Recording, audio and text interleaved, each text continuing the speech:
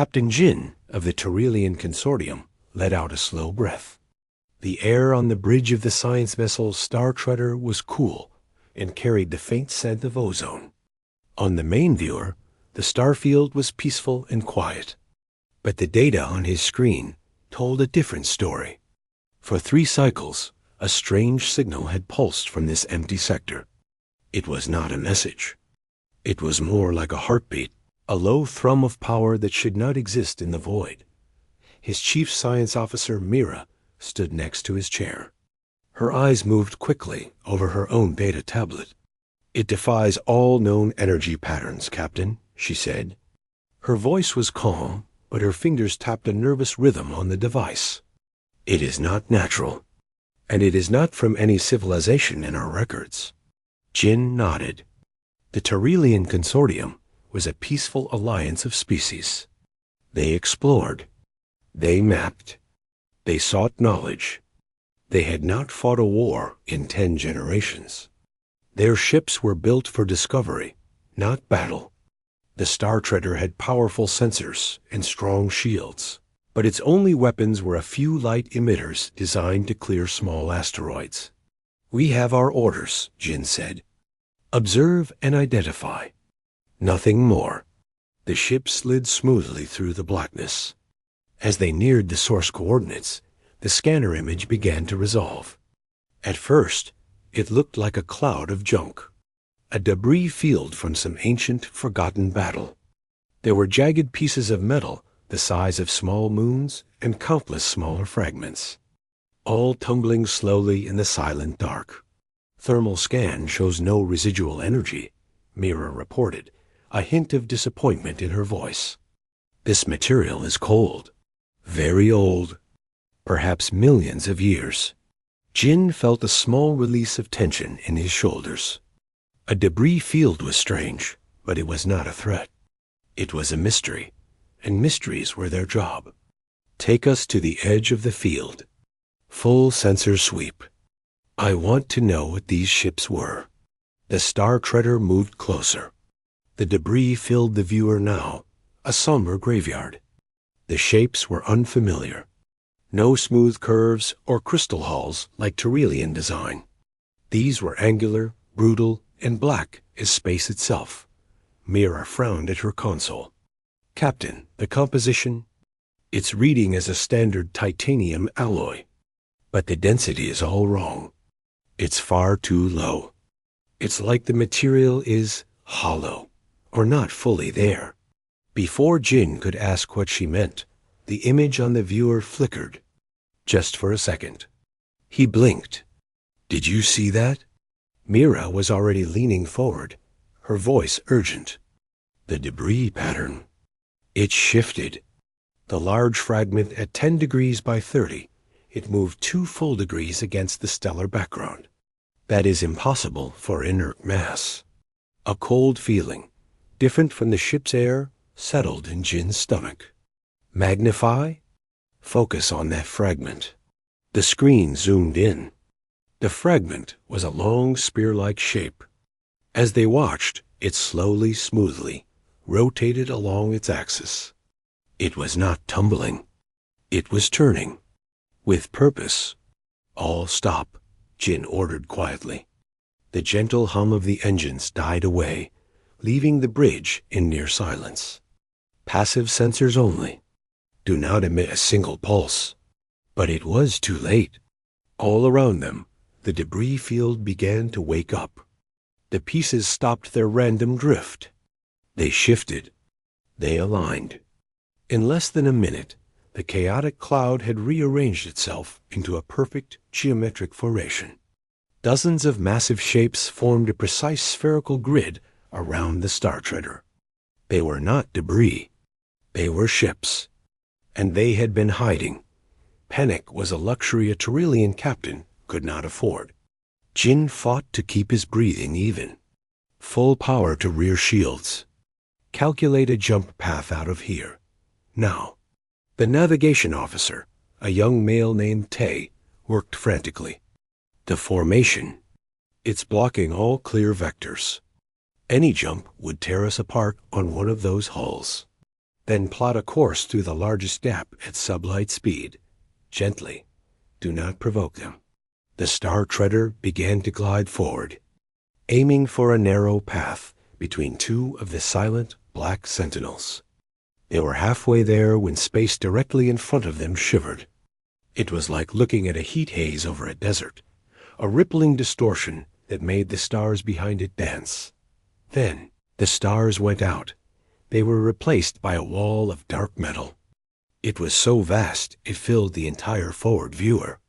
It had emerged from nothing, from the emptiness itself, without a sound, without an energy spike. One moment there was nothing.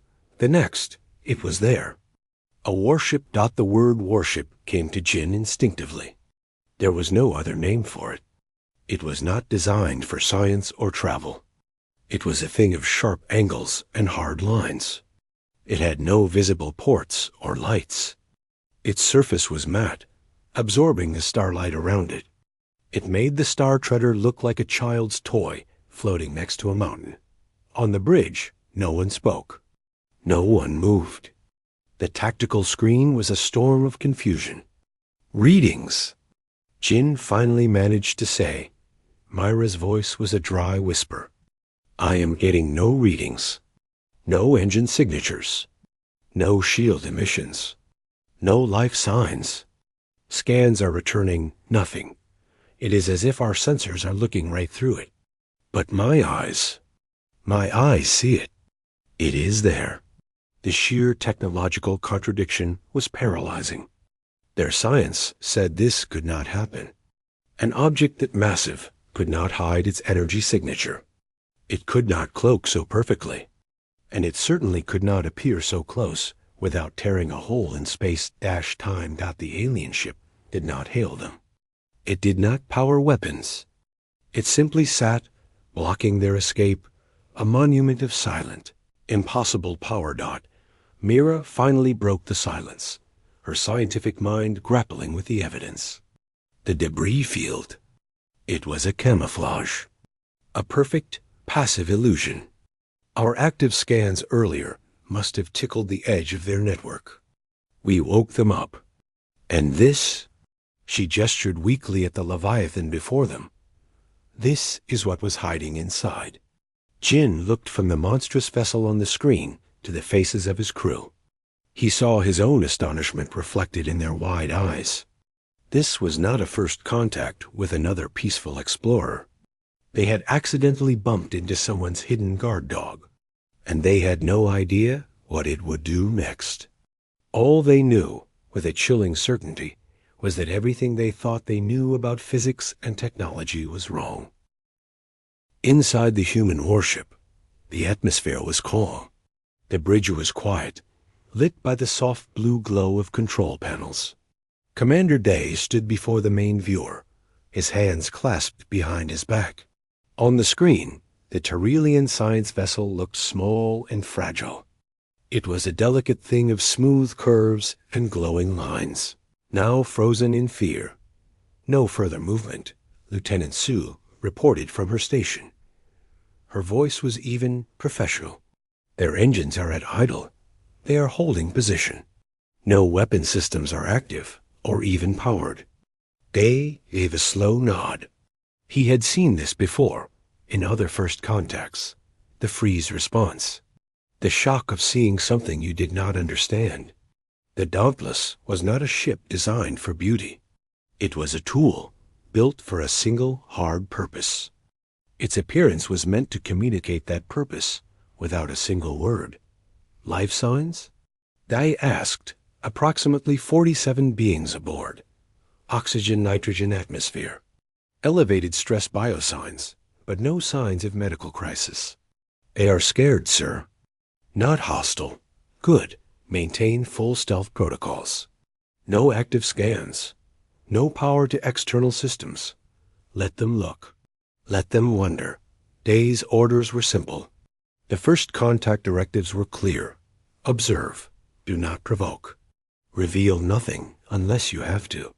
Humanity's history had taught them the cost of misunderstandings. They would not be the ones to start one. He studied the alien ship. It was clearly a vessel of science, of peace. It had a certain elegance to it. He felt no threat from it, only a faint pity for its crew. They had stumbled into a guarded place. This was not their fault, but it was now their problem.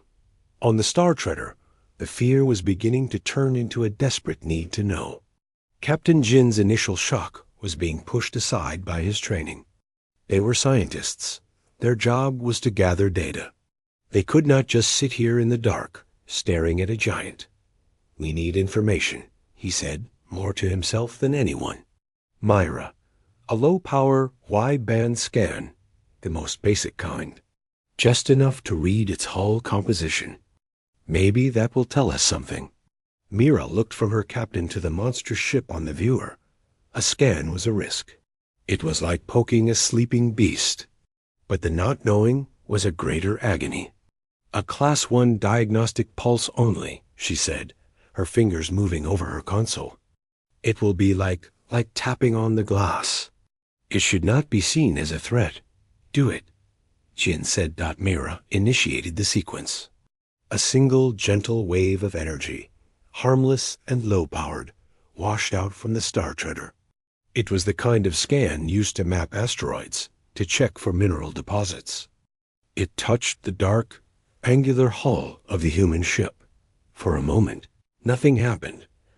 Then, every screen on the Tyrrhenian bridge flashed a blinding, painful white. A screech of electronic feedback, loud and piercing, screamed from every speaker. Jin clapped his hands over his ears. Sparks erupted from Mira's main console, with a sharp pop and a smell of burning circuits. The lights on the bridge flickered and died, replaced by the dim red glow of emergency lighting. The main viewer went dark. The gentle hum of the ship's systems was replaced by an ominous silence, broken only by the crackle of dying electronics and the alarmed shouts of the crew. "Report!" Jin yelled, his voice cutting through the chaos. Myra was frantically pulling panels open, her face lit by the red emergency lights. Her console was a mess of blackened components. The scan. It came back. It was inverted, perfectly inverted, and amplified. It overloaded the entire primary sensor network. "The array is fried." Jin felt a cold sweat on his neck. They had tapped on the glass, and the glass had slapped their hand away with enough force to break their tools. "Can we see? Can we hear them?" "Nothing from the main array," Myra said, her voice tight with panic and awe. "We are blind. We have only short-range navigation and internal cameras. That ship, its hull is not passive. It did not absorb our scan. It did not deflect it. It read it, understood it, and sent it back to us exactly wrong. It is an active, intelligent surface." The bridge was bathed in the red gloom. The crew worked in frantic silence, trying to reroute systems to find a way to see again. The giant outside was now a complete mystery, a vast shadow in a darkness they had created for themselves. The feeling of vulnerability was total. They were in a lifeboat, adrift in the ocean, and a colossal whale was circling them in the deep. They could not even see it anymore. Inside the Dauntless, Lieutenant Sue watched the event on her instruments. "The alien vessel initiated a low-level scan," she reported. "It was a simple composition probe, non-damaging." "Our hull response?" Day asked, one eyebrow raised. "Standard reactive protocol." The photonic lattice absorbed the scan pattern, analyzed its intent, and returned a canceling inversion pulse along the exact same vector. "Their sensor system appears to have been delicate. It has suffered a catastrophic overload." Day sighed quietly. It was always the same. They could not help but poke, and their technology was always so fragile. "Any change in their status? Do they think it was an attack?" Sue studied her readings. "Their primary sensor emissions have ceased entirely. Power fluctuations indicate major system damage. No weapons are powering. No shields are strengthening. They are just sitting there, dark, I believe they are shocked, sir, not aggressive. Day considered this. The aliens were now blind, sitting next to the thing that had blinded them. That was a dangerous state for any being. Fear could turn to panic, and panic to stupid action. He did not want to scare them further, but he could not leave them helpless either. A blind ship was a dead ship. Monitor them closely, he said finally. If they attempt repairs, do not interfere. If they try to run, track them but do not pursue. We will wait. Let them process what just happened. On the Star Treader, processing was exactly what they were trying to do. The initial panic had settled into a numb, chilling realization. Mira had managed to get a secondary, low-resolution camera pointed out a sideport. On a small, grainy screen, they could see a slice of the warship's hull. It was just there, motionless, indifferent. What do we do now? One of the junior officers whispered. The question hung in the smoky, red-lit air. Jin had no good answer. They could not fight. They could not run blind. They could not even talk. All they could do was wait for the giant to make its move. And as the minutes ticked by in the silent, dark bridge, the weight of that waiting grew heavier and heavier. They had come to explore the unknown, and the unknown had shown them, in one simple, brutal lesson, that they were not even equipped to look at it. The universe, they were learning, had layers they had never dreamed of, and they had just peeled. One back to find something immense, patient, and utterly beyond them. On the bridge of the Tyrrelian patrol ship Valiant Blade, Captain Quan watched the sensor data with growing anger. The feed from the Star Treader was fragmented, but the image of the huge, dark warship was clear. It loomed over the smaller science vessel like a predator over its meal. Quan was a different kind of Tyrrelian than Jin. He believed in the consortium's peace, but he also believed in strength. His ship was built for border patrol, equipped with plasma torpedoes and decent shields. He saw a threat, and his duty was to respond. Open a channel to the Star Treader, Quan ordered. The communication officer tried, but got only static and broken words. Array down? Do not provoke? Was all that came through from Jin. Their communications are damaged. That thing is hostile, Quan stated, his mind made up. He saw a fellow consortium vessel, disabled and under the shadow of an unknown Leviathan. The protocol was clear. Assess and deter. Weapons status? He asked. The tactical officer, a serious woman named Jia, looked up. Plasma banks are charged. A single torpedo at low yield, as a warning across their bow, is recommended. Do it. Target empty space 10 kilometers ahead of the alien ship's bow. Let them see our spark. Let them know we are here. On the Star Treader, Jin saw the Valiant Blade drop out of jump space. His heart sank. Quan was brave, but he was also stubborn. He watched in horror as the patrol ship's forward ports glowed familiar blue. No, Jin breathed. He slammed his hand on the broken com panel. Quan, stand down. Do not fire. It was no use. A sphere of crackling blue energy, small but intense, shot from the Valiant Blade. It streaked across the dark, heading for the empty space directly in front of the human warship. It was a universal signal, a warning shot, a demand for attention. On the bridge of the Anne's Dauntless, the atmosphere was calm but focused. Commander Day watched the plasma torpedo's trajectory unfold on his screen. Lieutenant Sue, her hands resting lightly on her tactical console, spoke without looking up. Incoming kinetic plasma projectile.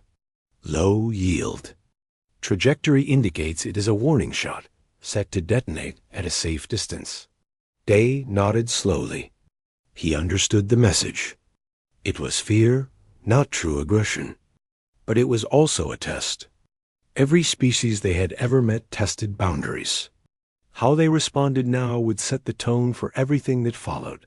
They are testing our resolve, sir, Sue said. Standard evasive pattern would show caution. A shield hardening would show defensive strength. They thought for a moment. A show of caution could be seen as weakness. A show of pure strength could escalate things further. He needed a third option. A display of such overwhelming technological superiority that it would erase any thought of conflict from their minds.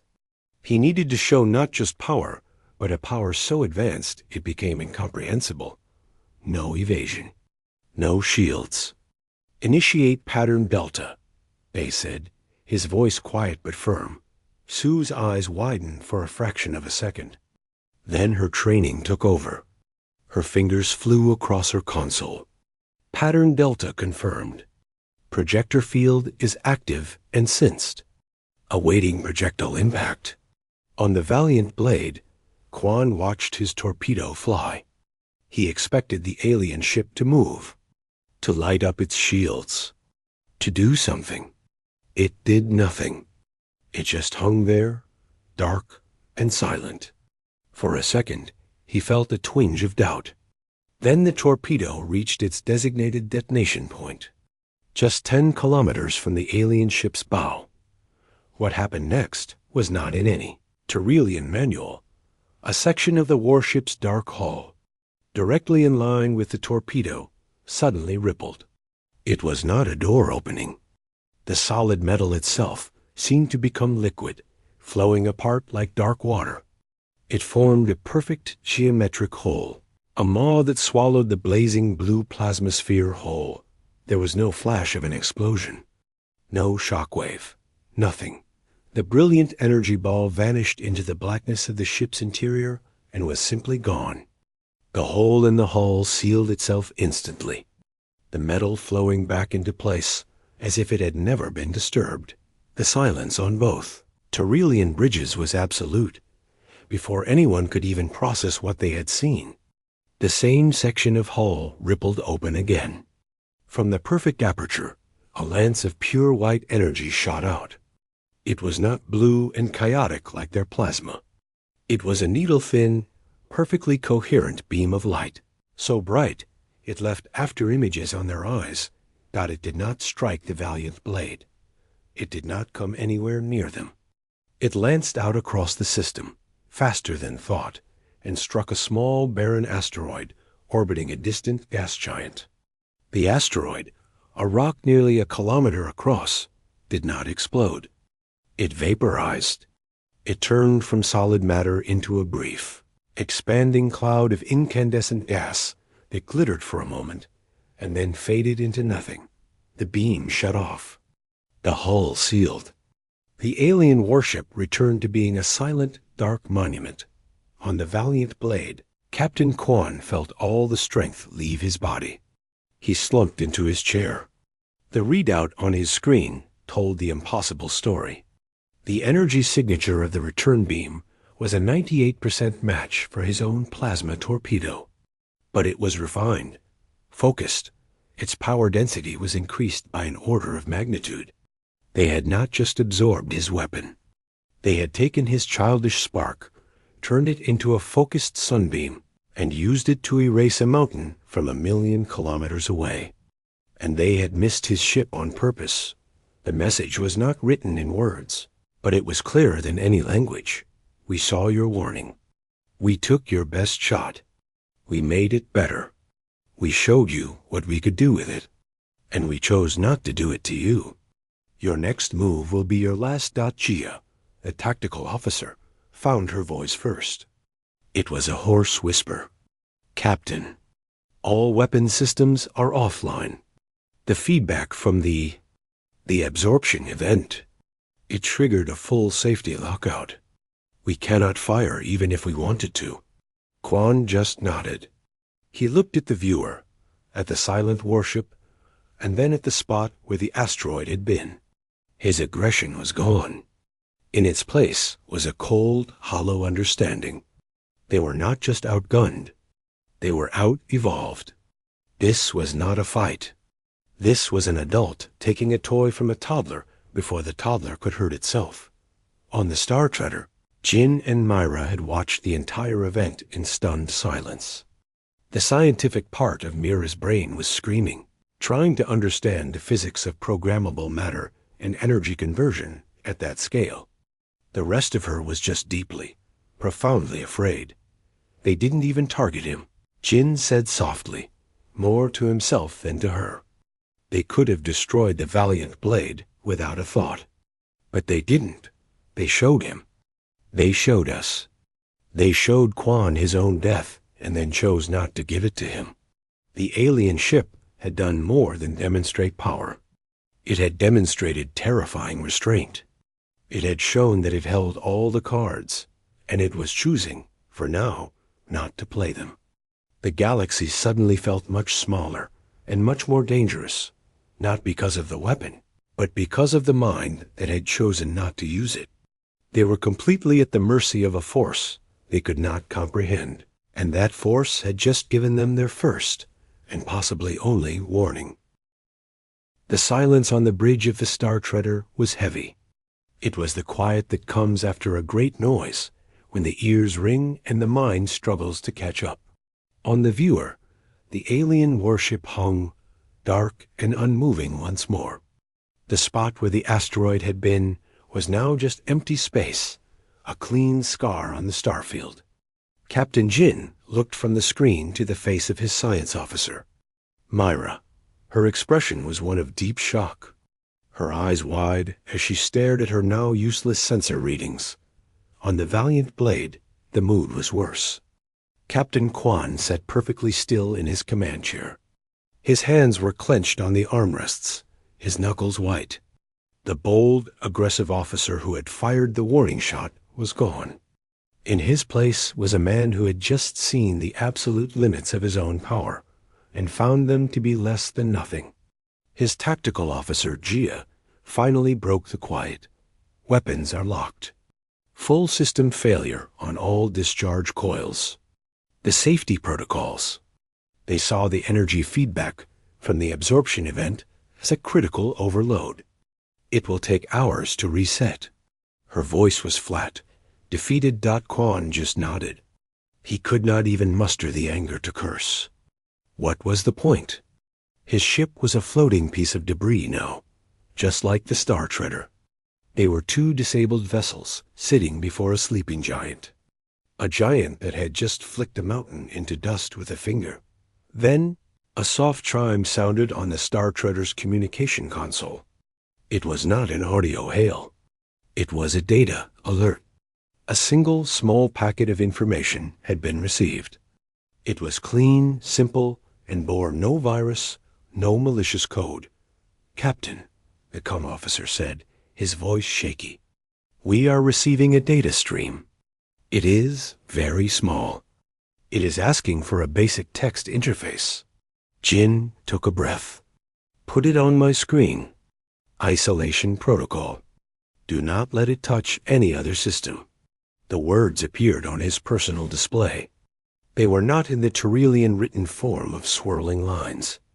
They were in a simple, blocky alphabet, but they formed perfect Tyrrellian words. "We apologize for the defensive response. Your vessel is damaged. Do you require assistance?" Jin read the sentence 3 times. He looked at Myra, then back at the screen. The disconnect was so vast it made his head spin. Minutes ago, that ship had performed a feat of technology, so advanced it looked like magic. It had turned an attack into a demonstration of total domination. And now it was offering to help fix a broken scanner? Is this a trick? Mira whispered, leaning in to read the message. A way to get access to our systems?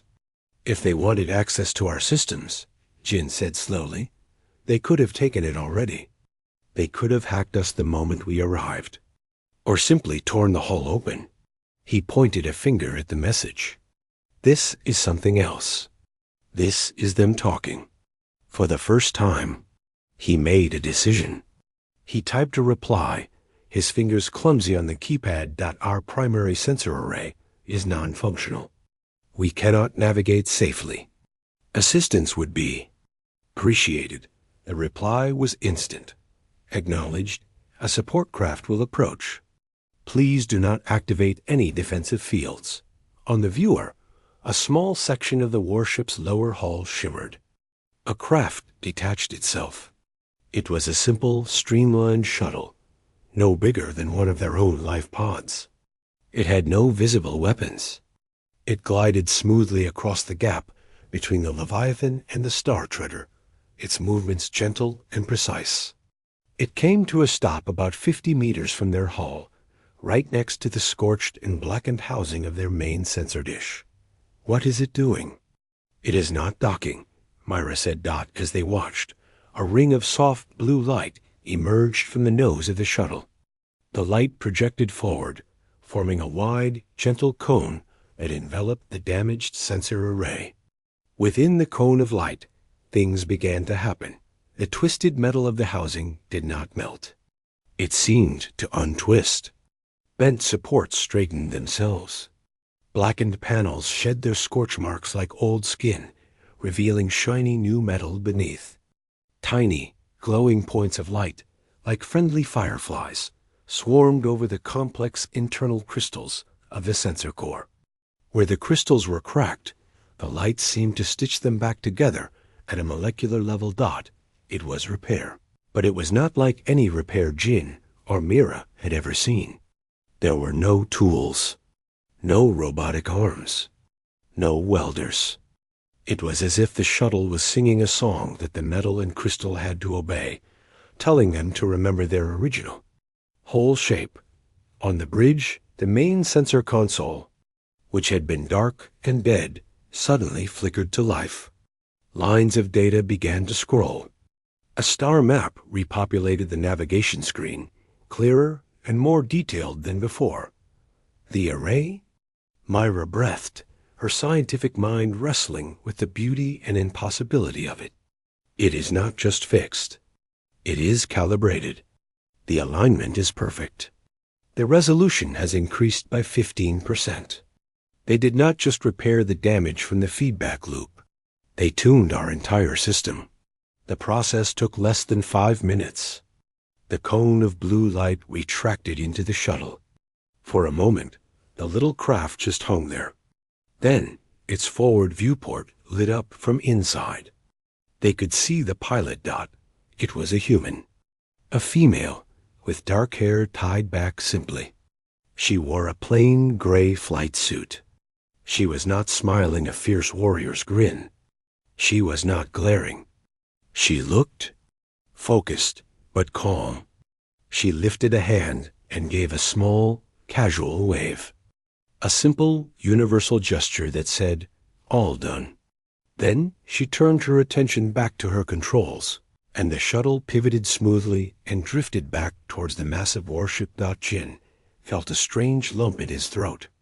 The pilot's casual demeanor was, in its own way, more shocking than the warship's power. The being inside that technological terror was not a monster. She was a person, a technician who had just done her job. She had wielded power that could reshape matter, and she had used it to fix a stranger's broken scanner. And then she had waved hello. "They are not just powerful," Mira said softly, her eyes still fixed on the retreating shuttle. "They are mature. The power is not the point. The control is the point. The choice is the point." On the Valiant blade, Quan had watched the entire repair operation through his own damaged sensors. The display of grace, of helpfulness, after his act of aggression, shamed him deeply. It was a sharper lesson than any retaliation could have been. They had not just beaten him. They had shown him they were better. They had the power to destroy, and they had chosen to fix. The shuttle disappeared back into the hull of the warship. The Star Treader was whole again. But nothing was the same. The Tyrellians had come face to face with a paradox. A civilization of breathtaking, terrifying power that seemed to follow a code of breathtaking, terrifying restraint. They were not dealing with conquerors. They were dealing with something far more complex and far more unsettling. They were dealing with guardians who did not need to boast, warriors who did not need to fight, and strangers who fixed your things before they even said hello. The universe had just become a much stranger and much more interesting place. The repaired systems of the Star Treader hummed with a new, quiet efficiency. Captain Jin looked at his restored screens, the star maps crisp and clear. The feeling of being blind was gone, but it was replaced by a deeper uncertainty. The alien warship had not moved. It simply waited. Beside him, Mira monitored the incredible data from her newly tuned sensors. She could now detect the faintest energy signatures, but the giant ship before them still registered as little more than a shaped hole in space. It was a reminder of how much they could not see. On the Valiant Blade, Captain Kwan was dealing with his own silence. His weapons were dead. His pride was broken.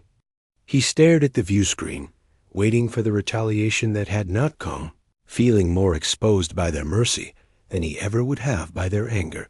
Then a new signal arrived. It came to both ships at once, clean and strong. It was not a text message this time.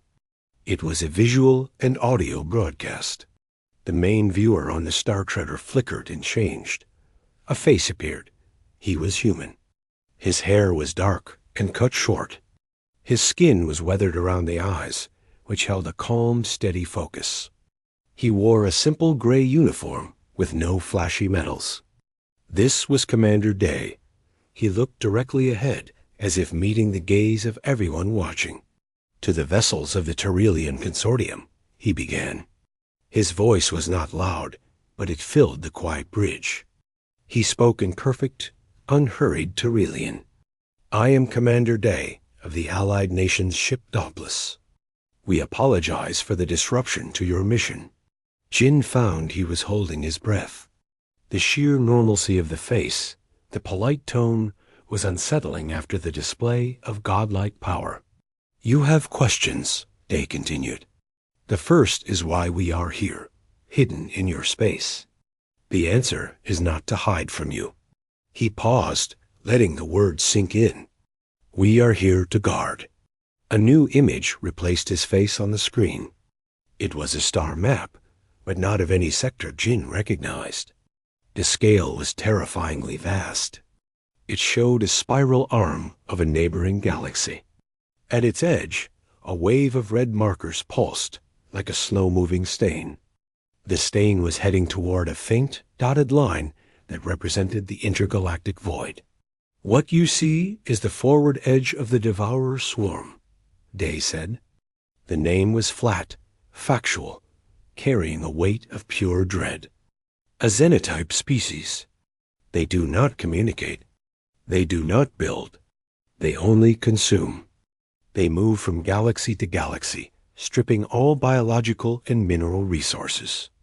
Your science has not yet detected them. They are still years away. But they are coming. Myra leaned forward, her scientist's mind seizing on the data. The scale of the swarm was apocalyptic. The energy signatures, even from the distant reading, were monstrous. This region of space, Day said, and the map zoomed in to show their current location, is a quiet door. One of many they might use. Our fleet is not here to threaten you.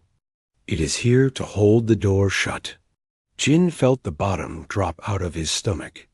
The debris field, the countless silent ships they had first mistaken for wreckage. That was the fleet. A fleet large enough to guard a galaxy. And the Dauntless was just one sentinel. You showed restraint, Day said, and his eyes seemed to look directly at the Valiant Blade. You tested, but you did not attack with true malice. You acted from fear and a duty to protect your own. We understand this. It is why you are still here, listening to me now. His expression grew more solemn. But you must understand the reality you now live in.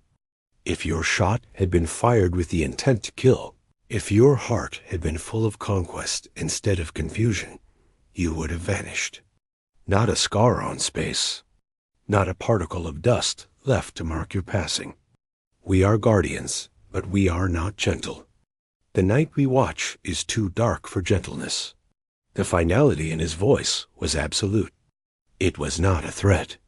It was a simple, chilling statement of fact, like explaining that fire burns.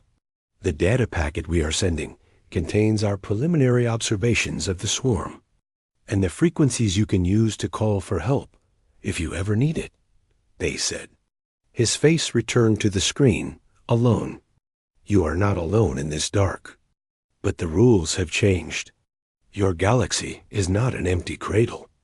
It is a garden, and there are things in the deeper night that would burn it to the ground. We are one of the walls against that fire. Choose your future allies wisely. Choose your actions with great care. He gave a single slow nod. Safe travels, captains. The transmission ended. The screen returned to the view of the stars and the dark, angular silhouette of the Dauntless. For a few seconds, nothing changed. Then, the edges of the massive warship began to blur. It was not a sudden cloaking. It was a slow fade, like a mountain dissolving into mist. The sharp line softened. The starlight behind it began to wink through its body. Within a minute, the Ann's Dauntless was gone. Space where it had been was empty, just as it had been when they first arrived. On the Star Treader, the silence was profound. Jin finally let out the breath he was holding. He looked at Mira. Her face was pale, her eyes wide with a new kind of awe not at technology, but at the sheer, terrible scale of existence. They were not hiding from us, Mira whispered. They were hiding for us. Jin nodded. He looked at the now empty viewer. The galaxy no longer felt vast and inviting. It felt small and precious, and under a protection so immense it defied understanding. They had come to study cosmic history, and had instead found the guardians of their future. On the Valiant Blade, Captain Kwan finally unclenched his hands from his chair. The shame was still there, but it was now mixed with a grim, sober understanding. He had been playing a game of borders and warnings. He had stumbled into a war for existence itself, a war that had been silently raging at the edges of everything he knew. His warning shot had been less than a whisper in that storm. Both Tyrellian ships hung in the silence. The shared data packet glowed on their screens, a gift and a burden. It contained maps of a threat they could scarcely imagine, and a promise of help from a power they could not comprehend. Jin took control of his ship again. Navigation, plot a course back to Consortium Prime, maximum safe speed. His voice was tired, but clear. We have a report to make. One that will change everything. As the Star Treader and the Valiant Blade turned and moved away from the silent, empty sector, their crews looked back. They saw only stars. But they now knew the truth. The stars were not just lights. They were the backdrop for a watch that never ended. They had met humanity, and they had not been conquered. They had been astonished. They had been warned. And in a way, they were still struggling to understand they had been saved. The universe was a far more dangerous and wonderful place than they had believed just hours before. And they were not alone in it.